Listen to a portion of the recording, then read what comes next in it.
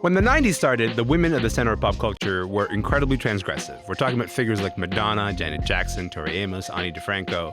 By the end of the 90s, this kind of boundary-pushing feminism was replaced by unthreatening girlhood. Today on the show, how did that replacement happen, and how did it change culture?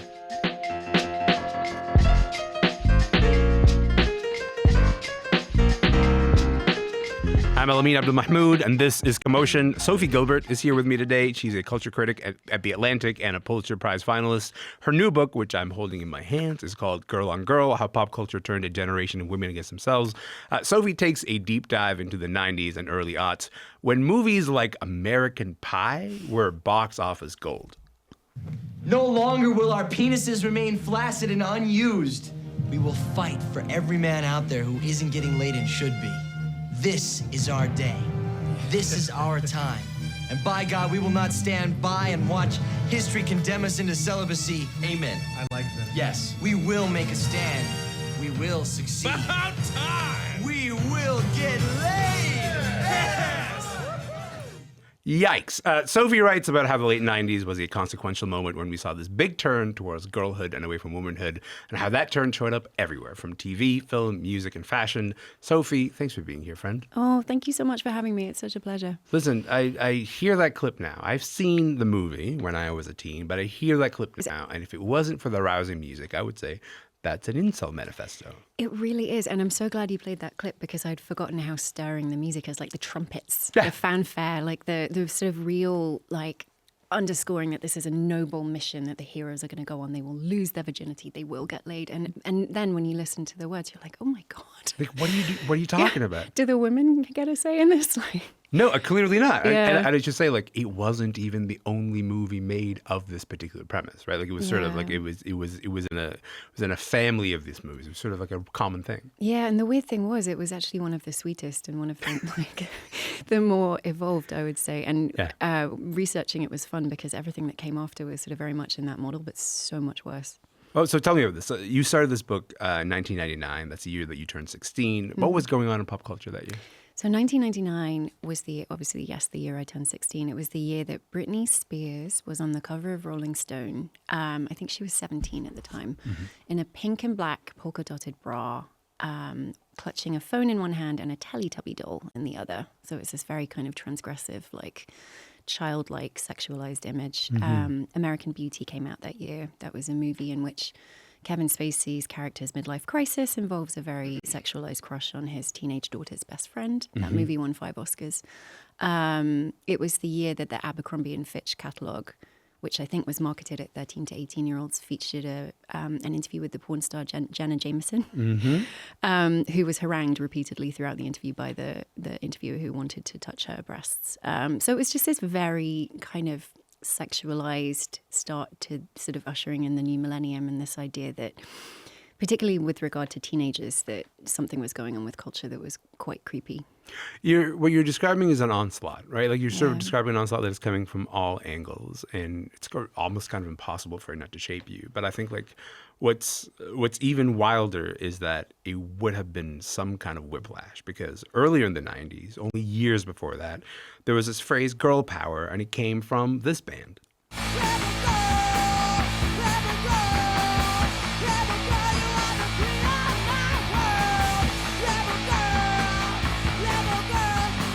Look, that's Bikini Kill.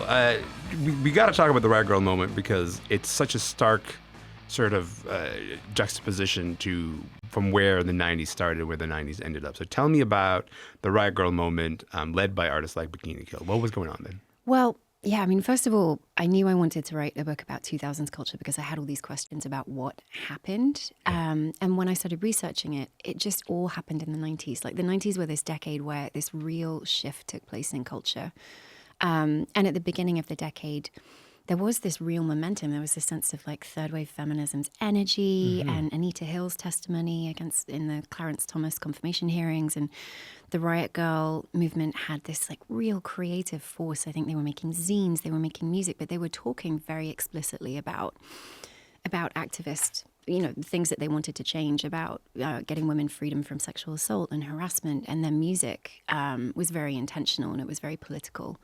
And they did have this slogan, which I think derived from the the idea that you could put two words together that wouldn't go together, and those words would be girl and power. And so it was this sort of very like powerful and like really intentional slogan that was demanding change, I think, and was demanding that people change the way that they thought about girls and women. And It was a provocative thing to say. it really was. Yeah. It was supposed to be. It was supposed to make people sort of consider their thinking a bit more. And then the Spice Girls happened. And I love, being in the UK at the time I think I was 13 when Spice came out. It was so thrilling. Like visually, they were so enticing. Like their aesthetic was so great. They were so absurd. Like they were really playful. But they took this slogan, girl power, and they kind of appropriated it in a way that lost its meaning, I think. Like the way that they used it was very celebratory. It was like, girl power, women can do anything we want now, we're free. And it really, I think, ushered in the shift in the 90s from third wave feminism to post-feminism, which was the idea that feminism was no longer necessary. Women had achieved everything they needed to, and now it was much more about having fun, spending money. And it just kind of muted, I think, the energy of the original girl power statement. It makes me think of The Right to Sex, the book by the Oxford philosopher Amia Srinivasan, because like what she's kind of tracing is like this idea of, okay, sex means something and power means something, and so in order to like take the meaning of those words out of the social and make them entirely private and about the individual experience of like you can express yourself and therefore can somehow like disengage from a larger power structure is a bit of a fantasy, actually. Like it's not possible because you are still sort of engaged in a larger social world. What do you make of this idea of like maybe the privatization of where power actually resides? Yeah, I love that book so much. And it was when I was thinking about American Pie and incels in the chapter, like it was a really helpful text in so many ways because she's such a brilliant thinker. I think what we were really seeing in the 90s was a shift from sort of collective thinking of power and how women could work together to make things better for all women to a much more kind of individualistic idea of like, just do you like, do whatever you need, girl, you got this. But you know what I mean? Like it sort of ushered in the shift for the lean-in feminism that came in later that was very much about get powerful yourself and then you can help other women, like, but sort of focus on yourself first. There's also the larger shift, which is, the shift from womanhood at the start of the early 90s to this larger emphasis on girlhood. And you see that emphasis on girlhood that starts in the late 90s kind of carry through kind of all the way to now. Why do you think that was successful? How do you think that switch happened? There was so much in movies in the 1990s that was about fetishizing teenagers in a way that was really like quite enlightening to me to revisit because I remembered being catcalled by guys in trucks when I was like 12, 13 and I think I always felt like it was my fault, like something was going, but it was just so much in the culture. You had so many movies that were kind of taking a really prurient view of like young girls, like Beautiful Girls, the movie with Natalie Portman. There was a movie called The Babysitter starring Alicia Silverstone where like her character is a babysitter who three men just become completely obsessed with. Stealing Beauty with Liv Tyler, where everyone in the movie is obsessed with the question of like, who will Liv Tyler's character lose her virginity to? And it's sort of this very like creepy kind of gaze. And in my research, what a lot of it seemed to date back to was the AIDS crisis and the idea that there was so much anxiety around sex after AIDS. But a lot of people seem to interpret that as the idea that teenagers were somehow safer because they weren't sexually active yet, or like they were safer as objects of lust. So that was one thing. And then in music, I think that's a creepy conclusion to arrive at. I know. Right? I'm sorry. It's so gross to think about. Yeah, of course. But it did make sense to me. It sort of clarified a lot of things in film. And then in music, what the Spice Girls did, they were just so successful at selling things. Someone on this tour told me they had a Spice Girls toaster, which I haven't been able to fact check, but if anyone has a Spice Girls toaster, please let me know. But within, I think, their first year and a half as a band, they had like $500 million worth of marketing and commercialized deals. And when people saw that, and they saw how much money teenage girls had as a demographic, because they had babysitting money, they didn't have mortgages, they had money for frivolities. Like that was it for the angry women of rock. It was all about pop stars who could sell things, who could make Pepsi deals, who could be, commercialized very easily in ads, and who were obviously younger and more pliable. There's I think what I'm stuck on is the juxtaposition of threat, right? Because I think the women that I named earlier, in being transgressive, they are actually issuing pretty direct threats to the way that we think about sex, the way that we think about power, the way we think about class. Yeah. And does it surprise you how easy it was to displace them in favor of this kind of, unthreatening girlhood that could maybe sell a toaster? A toaster. Yeah. I think it surprised me how quickly it happened and how quickly the energy and the momentum of this movement that was really about trying to force a change, trying to carve out space for women in music, trying to sort of have the freedom for women to say what they really wanted to say unfettered, how quickly that was just sort of taken away, how quickly it was eroded. I want to go back to the examples you're talking about, this sort of pop culture focus on girls instead of women, because you mentioned some of those examples. It shows up in fashion, it shows up in photography. Just in terms of the most predatory moments, what's the thing that stands out for you the most that you look back and say, what were you thinking? God, there's so many. I think in fashion, the thing that shocked me the most, well, the images that appeared in the face, I think, in the early 90s of Kate Moss at 16, topless. They're so iconic. I think everyone's seen them. They were shot by the photographer Corin Day. And, they're not sexualized. She is topless in them, but they're not sort of like creepy. It's more like the vibe that they captured, this moment of freedom. But she was so young in them, and she's since said, and Kate Moss has since said in interviews, that she was bullied into taking her top off that day, that it was not something that she felt comfortable doing. And that, it really helped her career. But it was, I think, as you said, this shift in this moment in fashion where there was a real shift from the power of the supermodels, like the really well-paid, really powerful, really the women, the household names, yeah, right? the Cindy Crawfords and the Christy Tellingtons, and they worked together, and they tried to get each other cast in their shows. Like I think Christy would say, "I'm not doing this show if Naomi can't do it." Yeah. And they raised how much they each get paid. Yeah, right? and they were very unpopular among the designers because of it, because they demanded so much money and they knew what they were worth. So that this moment where suddenly that power was taken away in favor of this 16-year-old girl with no top on, I think it's just, it's very striking now to think about it. I'll tell you the example that gave me chills is the one that you used, that Esquire's women would be willing to wait for. Yeah. Do you want to talk about that? Yeah, so Esquire magazine had every year a Women We Love issue. And there was a lot of creepy writing in Esquire during this period. I mean, when we think about magazine journalism, and it's kind of very priapic gaze, like a lot of it is coming from Esquire stories, but they had a sidebar called Women We'd Be Willing to Wait For, which was about teenagers who the writers were attracted to, but were willing to wait for. And they were sometimes I think it was 13-year-old. Kirsten Dunst, 13 years old. Kirsten Dunst, Christina Ricci, who was maybe 15. It was just all these very young teenagers. The idea of this point of view and this approach to pop culture, this focus on girlhood, it's one thing for it to sort of permeate all of these different forms of media. It's another for it to start influencing the literal technology that we end up using. You talk about how it influences our relationship with Jennifer Lopez and Janet Jackson, as how it influences our relationship with technology. Do you want to talk about those? Yeah, so one of the things that really surprised me during the research was how so many of our major technological platforms that we use now were created so that people could kind of ogle women. Like Facebook, obviously, was, I think its original iteration was a site where Mark Zuckerberg could rank the relative hotness of Harvard undergraduates. That was what he was originally working on before. Yeah, that was his plan. Google Images was started because Jennifer Lopez wore that dress to the Grammys. I think the very low-cut green jungle print, like Versace dress. It's gorgeous, iconic. But so many people were Googling to try and find pictures of the dress the next day that they created a whole new image infrastructure online for her. Yeah.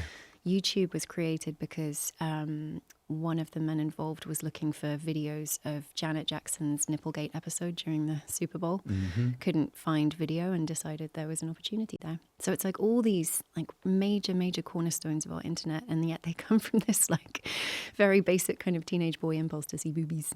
Yeah, I mean, we can't overlook the fact that like this is where the impetus comes from, and I think sometimes like we encode all kinds of like larger, more noble meanings, you know, on top of these larger structures. Like no, underneath all of that, you just wanted to see Jennifer Lopez in that dress, you know, like that means something for the creation of like the way that technology gets created. Yeah, and so much of our technology, like whenever you find a new form of technology and you go back, like the earliest adopters are the people who are using it for sex in one way or another. Like I think a statistic I found was when VHS was first launched, 75% of the tapes at launch were pornographic, because those were the people who were using VHS at first. It was like the ability that you could watch sex in your own home, I think, was so new, and it was so thrilling to so many people. They no longer had to go to, you know, porno theaters or something like that. It was this whole new world. I was gonna say, you ended up writing about porn a lot in this book, and I don't think you expected to. What surprised you the most about, you know, how influential that aspect of culture is?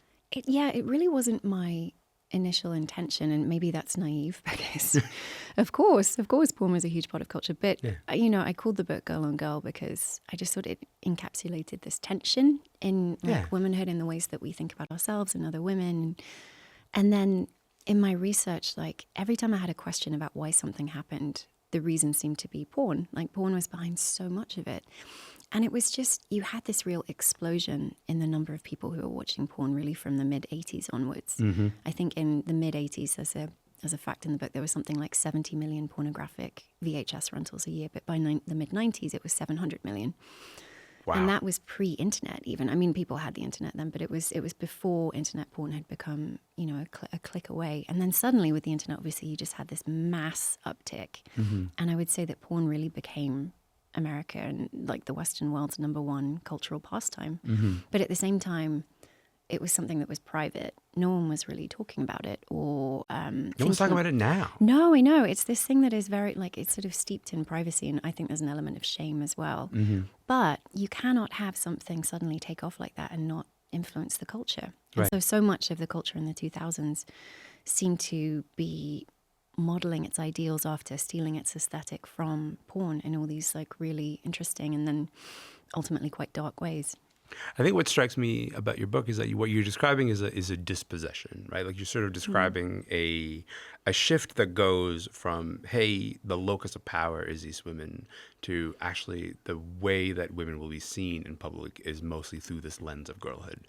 And there is an active sort of taking away of power that comes from that. I'm saying like these are the images that will be sort of available to you. But what's the story that pop culture is telling girls, and how does that impact how a generation grows up, you think? I think so much of what you were just talking about was the idea that girls and women no longer had control over their own image. And I think the moment that you saw that become clear was when Pamela Anderson's sex tape was stolen. And it was a private tape that she had made with her husband on their honeymoon that someone stole and obviously issued without her consent, and someone else was profiting from it. And when she tried to fight back legally, she was told that because she'd posed for Playboy in the past, she didn't have the right to protest, basically. Right. And it just seemed to usher in this moment where women were no longer able to control what happened to them or their bodies. And you could see the idea almost that women's bodies were in the public domain, that if you went outside, like I'm always thinking of that Daily Mail language, like so-and-so flaunts her new figure, but it's just like a woman going outside. Like, and then, she just went outside on a day that has sun. Goes outside in clothes, and no, she's like flaunting her post-baby body. You know, but the idea also in the 2000s of the photographers who would lie down on the ground to take what was essentially non-consensual pornography of women's skirts. Like the idea that if you were a woman in the 90s and the 2000s, you lost the ability to protest or to dictate the terms of how your body was seen or even like how it was responded to. I mean, media empires were entirely constructed out of, you know, not only that imagery, but the dissemination of that kind of dialogue and that. I'm thinking here of like the early years of Perez Hilton, you know, on the ways that he sort of talked specifically about people like Lindsay Lohan, people like Britney Spears, in the context of, hey, like there's so many things to police about this woman here. Yeah. I mean, the rise of the internet and the rise of gossip media was so fascinating to me because suddenly there was this whole new ecosystem that had infinite space. Yeah. And people needed things to fill it with. And so not only did you have this massive new, this new ability to have photographs of celebrities all times of day or night, and this really aggressive paparazzi machine that was following them around and stalking them and making their lives like a living hell. But you also had this real shift in what it meant to be a celebrity. And so there was a new breed of women who, some were on reality television, but some just went to the right clubs, went to the right events, showed up in the right dresses, had their photographs taken and became famous in the process. Right. And it felt like this idea becoming popularized in culture that all it took really to become famous was to be visible, to kind of give your life up to the cameras in a certain way. When I think about the fact that this shift was so successful, I also think about the fact that millennial boys and men are growing up taking in these images. How are they influenced by this shift in culture? I think, to go back to the American Pie clip that you used, everything that movies seem to be telling boys and men during the 2000s at least, and possibly the 90s as well, was that they were entitled to sex, that sex was every boy's and man's right. And not just their right, it was the thing that would like cement their adulthood, their sort of transition from boy to man. It was this noble path, almost like this kind of heroic journey. Yeah. That was very much what... We were not going to graduate high school while still virgins. Right. Yeah. And this idea that really what girls wanted was much less important. It was much more about like what boys deserved. And that was, I think, was just so much of the messaging in film and in popular culture during the 2000s was reiterating that. You end up sort of connecting that all the way to violence, to the extreme cases of men from the incel community who end up committing mass murder. Do you want to talk a little bit about that connection? Yeah, I tried to be really careful in this, like drawing a line between these movies that are sort of patently absurd in so many ways, and between these men who are committing really horrific acts. But at the same time, if you read the manifesto that Elliot Rodger wrote, he was the man who I think killed women and also men in the Isla Vista shootings in 2014.